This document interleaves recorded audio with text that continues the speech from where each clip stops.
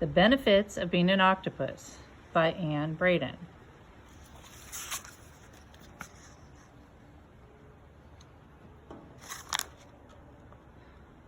The history of the octopus illustrates the brain's ability to evolve.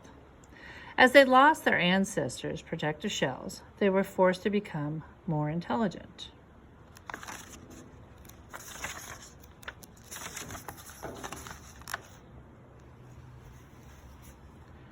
Chapter 1. I settle on the couch with my chocolate pudding saved from Friday's school lunch. The silence is amazing. Well, it's not complete silence. Hector is spinning the whirling dragon on his baby seat while he eats Cheerios, but it's pretty close. I savor a spoonful of pudding. How long do I have before Bryce and Aurora burst out of our bedroom arguing about something? When I left them in there, Aurora was pretending to be Bryce's cat, and he was pretending to feed her milk. But that can't last. I mean, they're 4 and 3. That's not how it works. I take another bite with my eye on the bedroom door, but it stays closed. This never happens. I glance down at my backpack. My debate prep packet is inside, and I'm actually tempted to work on it. I am not a kid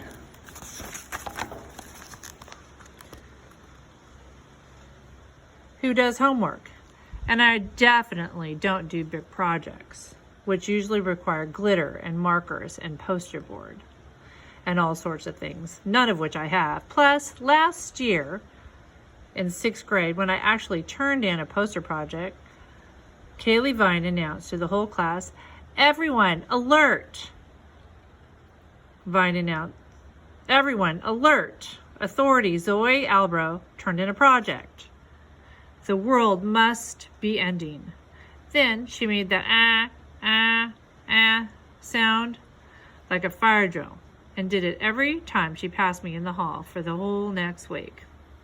But this project doesn't need any glitter, and everyone else won't have fancy poster boards with foam letters that make my flimsy piece of newsprint that the teacher gave me look like gray toilet paper. All I need is to know something, and I do. And maybe, just maybe, if I do this, and if I can rock it, all the other kids will have their minds blown, and it'll be completely satisfying to watch. Who would have guessed, they'll say, that Zoe knew so much cool stuff? I had no idea. I thought I knew who she was, but clearly I didn't at all.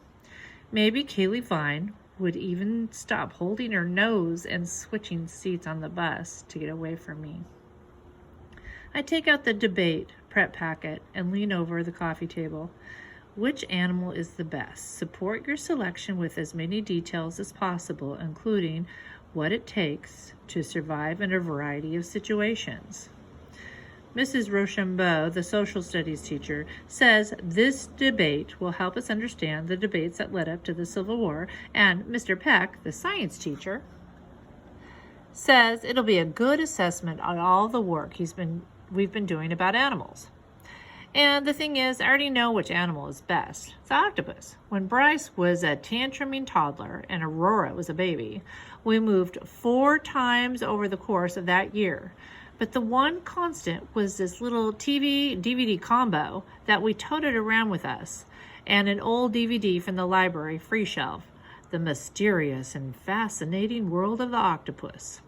That DVD would send Bryce into an instant trance, and we watched it so often that I happily memorized every word of it. Then last year, when I couldn't go on the 6th grade field trip to the aquarium in Boston, my mom kept forgetting to send in the payment. Miss Giddings, the guidance counselor, brought me back a book on octopuses. And actually, octopuses is correct. You don't have to say octopi if you don't want to. The book told me so. I find a pencil nub at the bottom of my backpack and start filling in the blanks with awesome things, like their ability to instantly camouflage themselves, which they're amazing at because they have these things called chromatophores.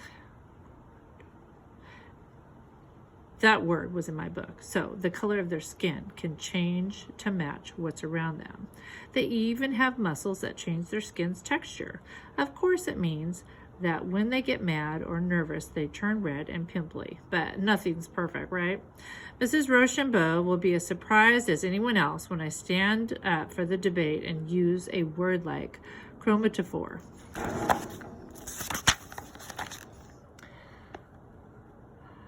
I settle a little deeper into the couch. If this were a regular Sunday, or really any day, Frank would be here watching TV, usually angry news guy.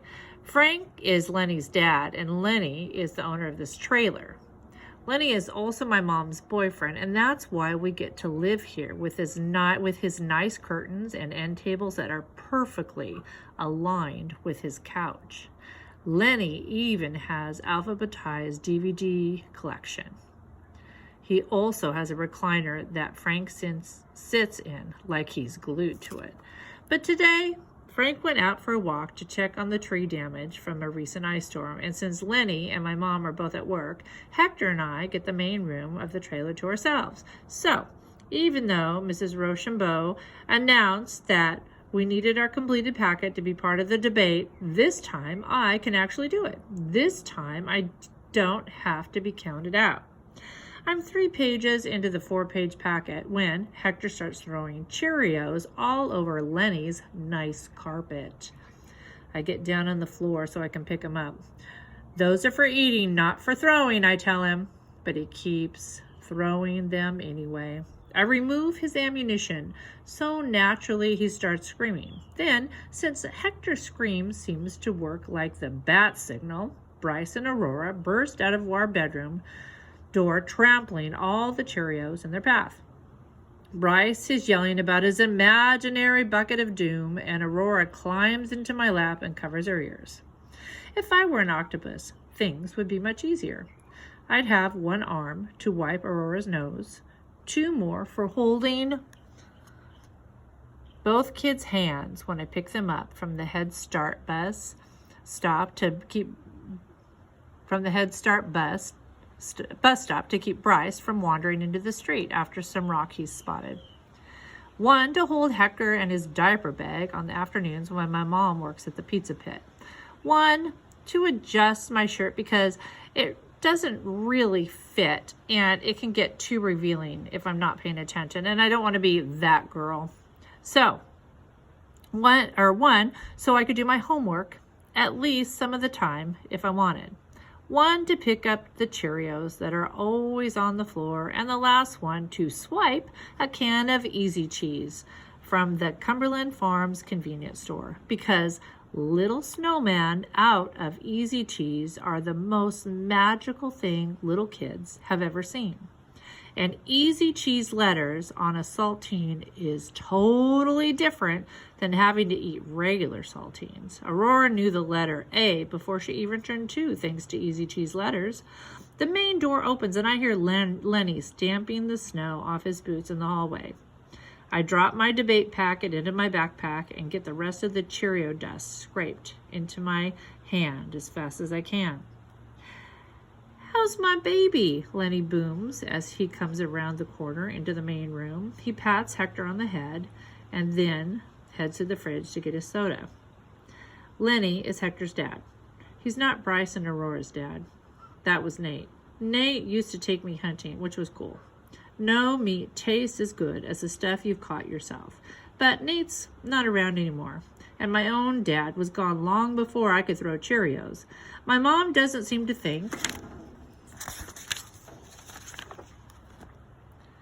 he's worth talking about too much, but you never know. Maybe he secretly liked the documentaries as much as I do. It's all okay though, because I like football too, and so does Lenny. Plus, tonight is a playoff game, and when my mom gets home from her shift, she's going to make her bacon-wrapped hot dog bites. Those are what got us Lenny in the first place. Maybe they'll make up for all the other stuff.